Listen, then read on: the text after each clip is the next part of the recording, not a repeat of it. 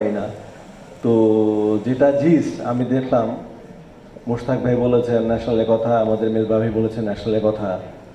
আমরা গতবার ন্যাশনাল দিয়ে শুরু করেছি, আলহামদুলিল্লাহ বেশ ভালোভাবে সম্পাদন করতে পেরেছি। এখন একটা সময়ের চাহিদা, যদি আমরা আশা করি, আমাদের 4টা ক্লাব আশা করে, তাহলে হয়তো আমরা সেটা কন্টিনিউ করব। আর যদি আমরা আলোচনায় বসবো এর মধ্যে ন্যাশনাল ব্যাপারেও, তো সেটা হয়তো মানে একটা জায়গায় এসে উপনীত হতে পারবো। এখানে আসলে অনেকে অনেক কথা বলেছে, সব কথা আমার খেয়ালও থাকে না, সবসময় বলারও হয় না। মোশতাক ভাই বলেছে 3 ঘন্টা ওড়ার জন্য, তারপর যত্ন করার জন্য। আসলে যত্নটা সবচেয়ে বড়। যত ভালো কবুতরই আপনার কাছে থাকুক না কেন, যত্ন ছাড়া কিন্তু কোনো কাজই হবে না। আর এখন আমাদের বাংলাদেশে সবার কাছে এত ভালো ভালো ব্লাড আছে যে আপনার মূলটা হলো যত্ন। কারণ এই ব্লাড কবুতর হারাচ্ছে এখন আমাদের। আগে কিন্তু আমাদের কবুতর এত হারাতো না। আমরা মিডল ইস্টের কবুতর মিক্স করতাম, এইটা ওইটা না বুঝেই কিনতাম, মিক্স করতাম এবং কবুতর হারাতো না। কিন্তু এখন কিন্তু আমরা জানি কোনটা স্প্রিন্টের সাথে স্প্রিন্ট পেয়ার করি। আর দেখা যায় 100টা কবুতরের মধ্যে লাস্টে 300-400 কিলোমিটার খেলার পরে 20টা কবুতর ঘরে আছে, বাকি কবুতর হারা যায়, বাকি কবুতর বাজ মারে, এই সব কারণে। আসলে এগুলি অনেকটা জেনেটিক্যাল ব্যাপার আছে, এগুলি শর্ট টেম্পার, হাই টেম্পার, এগুলো অনেক কিছু আছে জিনের মধ্যেই। কোনো কোনো কবুতর দেখা যায় বাজ দেখলে ও এমন দৌড় দেয়, ও হারায় ফেলে, কিন্তু আমরা মনে করি দূর জাতকা না, এরকম অনেক কিছু বলে। আসলে আমাদের পুরো জিনিসটাকে জেনে পেয়ারিং করলে সেটা আমাদের জন্য সুবিধা হবে, কবুতর হয়তো আমরা হারাবো না। যখন থেকে ক্লাব শুরু হয়েছে অনেকে দেখতাম কেনা বেচা বা ব্যবসা এরকম একটা থাকতো। তো আমার প্রথম থেকে একটা টার্গেট ছিল কি করে এই স্পোর্টসটাকে এমন এক জায়গায় নিয়ে দাঁড়া করানো যাবে যে ভবিষ্যতে সবাই বলবে যে, যেমন ফুটবল ফেডারেশন আছে, ক্রিকেট ফেডারেশন আছে, আমরা এমন এক জায়গায় দাঁড়াবো যে আমাদের বলবো যে হ্যাঁ, পিজিএন স্পোর্টসটা এখন। আর যে যখন আমরা শুরু করলাম তখন কিন্তু রাস্তার টোকাইরা বা যে কবুতর পালতো ভালোভাবে দেখতো না তারা। এখন কিন্তু সেই দিনটা নেই, অনেক ভালো। এখানে যারা আছেন সবাই কিন্তু ঢাকা শহরে তার বাড়ির মালিক। দেখেন, বাসার মালিক ছাড়া কিন্তু কেউ এখানে একজন নাই। কারণ কি, বাড়ির মালিক ছাড়া আপনি কবুতর ছাদে পালতে পারবেন না।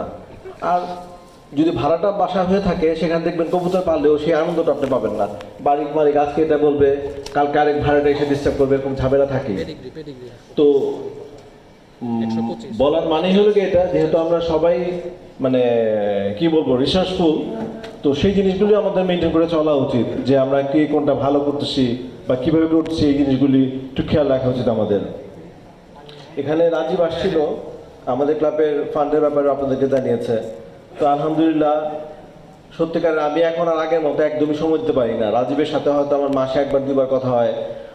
ওই অতটুকের মাধ্যমে আমি জিজ্ঞেস করে অতটুকু আমাকে জানায়, বাকি সব কাজে অলমোস্ট সে। তারপর মেজবা ভাই আছে, মেজবা ভাই, সিকান্দার ভাই আছে, সিকান্দার ভাই, তারপর আমাদের নতুন কিছু এন্টারপ্রেনার জয়েন করেছেন। এরা সবাইয়ের একান্ত পরিশ্রমের ফলেই আজকে ক্লাবটা এখানে এসে দাঁড়িয়েছে। এক সময় খেয়াল আছে 2005-06 দিকে আমরা এরকম একটা প্রোগ্রাম করতে হলে যে আমরা ক্লাব যে মিটিং করব, যে রাত্রেবেলা ডিনারটা করে কথা বলতে হতো। আবার বলতাম যে ভাই আস্তে কথা বলেন, পাশে টেবিলে শুনে গেলে কিন্তু লজ্জা পাওয়া যাবে। তো আর আমাদের ফান্ডও ছিল এরকম, আমার খেয়াল আছে সেই সময় খুব সম্ভবত 2006 সাল অথবা 5 সালে আমরা প্রোগ্রাম করেছিলাম 1700 টাকা দিয়ে রাত্রেবেলা ডিনার করেছিলাম আমরা। 1700 টাকা দিয়ে আমরা খুব সম্ভবত 9 জন ছিলাম। তো আজকের সেই 1700 টাকা আর আজকের আমরা আলহামদুলিল্লাহ প্রোগ্রাম করতেছি, এটা মানে আল্লাহর অশেষ রহমত। এটা আপনাদের জন্য সম্ভব হয়েছে, এটা কারো পক্ষে সম্ভব ছিল না। আর ক্লাব আজকে হেঁটে হেঁটে যে অবস্থায় এসে দাঁড়িয়েছে, এটা আসলে একটা মানে দাবি নিয়ে বলারই মতো, যে এটা আমার একটা অনারের মতো জিনিসটা হোল্ড করতেছি, যে আমি ওই ক্লাবের মেম্বার, বা আমার এই ক্লাবে এতগুলো মেম্বার আছে, বা আমাদের ফান্ডে এরকম একটা টাকা আছে। হ্যাঁ, যদিও এই টাকাটা আমরা কেউ ব্যক্তিগতভাবে ইউজ করতে পারতেছি না, বাট এটা আমাদের ক্লাবেরই সম্পত্তি। এটা কিন্তু আমাদের ক্লাবের একা কারণ, আমার কোনো কিছু না, আমি জানিও না আমার এই অবস্থা কি, বাট এটা আপনাদের সকলের সমন্বিত প্রয়াস। এই যে আমরা ট্যাগ দিচ্ছি, ট্যাগের থেকে একটা টাকা আসছে, ভ্যাকসিন হচ্ছে, তারপর রাজীবে যে বিদেশি মেডিসিনগুলি বিক্রি করে, সেখান থেকে একটা সে ডোনেট করে। আর আমি বলবো এই মুহূর্তে রাজীব যেভাবে ক্লাবটাকে ধরে রাখছে, এই ওষুধ দিয়ে এটা করে এই সব কিছু রিয়েলাইজেশন, তার ভূমিকাটা অনেক বেশি হয়ে গেছে আমাদের জন্য। এবং তাকে মানে ধন্যবাদ না দিলেই নয়, যে যখন কিনা বিভিন্ন সময় অনেকে আমরা বলেছি ক্লাব ভেঙেছে, সে কিন্তু একটা পিলারের উপর এমনভাবে দাঁড়িয়ে থেকেছে যে তাকে দিয়ে আমি যে কোনো জিনিস করাতে পারছি আলহামদুলিল্লাহ। এবং আমি যে জিনিসটা বলতাম সে সেই জিনিসটা টু দ্য পয়েন্টে করে আসতো, এবং কোনো কোনো সময় দেখা গেছে যে ওইটার থেকে বেশি করে আসছে, কম করে আসে নাই। এবং এই যে যে একটা লোক যে কিনা ক্লাবের জন্য মানে ব্লাইন্ডলি আমি যা বলতাম সেটা সে পালন করে আসতো, এইটা আসলে এরকম পাওয়া যায় না। আমরা ব্যবসা ক্ষেত্রে দেখি যে এরকম লোক একদমই পাওয়া যায় না, বিশেষ করে রাজীবের মতো। আমি বলবো আমার মনে হয় আমাদের পিজন ক্লাবে আনপ্যারালাল সে একজন লোক। আর আজকে আর বেশি কিছু কথা বলবো না, আপনাদের সকলের সমন্বিত প্রয়াসের মাধ্যমে আজকে আমাদের এত সুন্দর একটা অনুষ্ঠান হচ্ছে।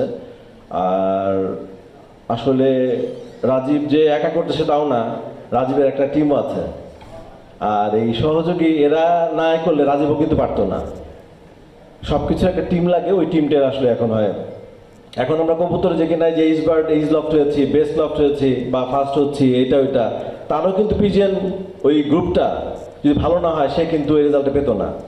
ওই আমাদের টিমটা যদি ভালো না হই, আমরা দেখেন প্রথমবার 1 বছর ন্যাশনাল হয়েছে, খুব তো ভালো রেজাল্ট পাইছি আমরা, কিন্তু এই বছর আমাদের রেজাল্টই নেই ন্যাশনালে। তো আমি আশা করবো ন্যাশনাল যদি করি তাহলে আমাদের যাতে রেজাল্ট থাকবে ভালো, সেটাও আমি আপনাদের থেকে আশা করব। তো আমি আর আমার বক্তব্য দীর্ঘায়িত করব না, আমি আপনাদের সকলকে বলবো আমার জন্য দোয়া করার জন্য এবং আমাদের ক্লাবের জন্য দোয়া করার জন্য। ধন্যবাদ। আসসালামু আলাইকুম।